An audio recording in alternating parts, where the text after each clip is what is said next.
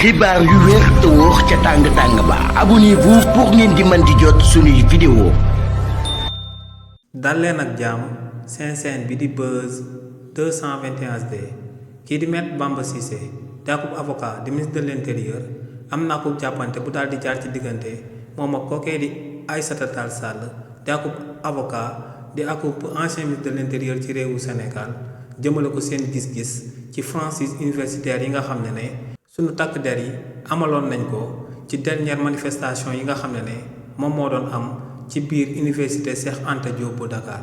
c'est li ni mel buñ sukkandikoo ci kii di Aïssata Tall Sall ne franchise universitaire maanaam luñ daal di tere suñuy takk der ngir ñu daal di dugg ci université yi ne li ni mel réewu Sénégal da koo daal di jël daal di koy voté akub loi ba noppi daal di koy encadré donc ne kii di Maître Bamba Cissé amut woon droit daal di joxe ordre ngir ñu daal di bàyyi takk der yi duggoon biir université di daan songu étudiants yi ci manifestation yi nga xam ne moom lañ doon mujj a amal ci biir université Cheikh Anta Diop bu Dakar. waaye nag ginnaaw ba Aïssata Tall Sall yëkkatee kàddu yooyu ba noppi kii di Maître Bamba Cissé da ko cee daal di tontu ci saasi kii di Maître Bamba Cissé ne buñ sukkandikoo ci loi 94 119 bu 24 novembre 1994 ne c'est li ni mel lañ daal di voté loi jëmale ko ci franchise universitaire waaye ne loi boobee dañ koo daal di encadré ndax ne franchise universitaire dañoo daal di wax que ne recteur bi nga xam ne moom mooy nekk biir université kookee bu joxee ndigal waa police ngir ñooñee daal di dugg ci biir université ndax daa sentir que ne ay éléments yuy liggéey ci administration bi dañoo daal di nekk en danger ne loi bi moom mooy may waa police ñu am sañ-sañu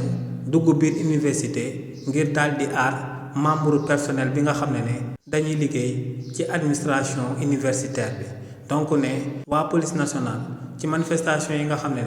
moom la étudiants yi di daan amal biir université Cheikh Anta Diop bu Dakar donte duggoon nañ foofee waaye ne nag yoonu réewu Sénégal moom moo leen may ñu daal di amal li ni mel ndax ne akub loi la boo xam ne dañ koo daal di voté ci réewu Sénégal te ne loi boobee moom moo daal di wax que ne recteur bi am na sañ-sañu daal di sàkku ci takk der yi ngir ñooñee ñu daal di dugg ci biir ngir daal di protéger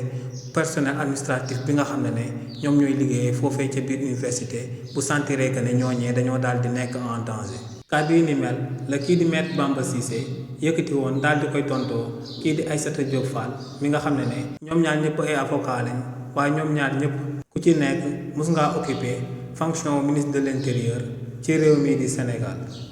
xibaar yu wér te wóor ca tàng ba abonnez-vous pour ngeen di mën di jot suñuy vidéo.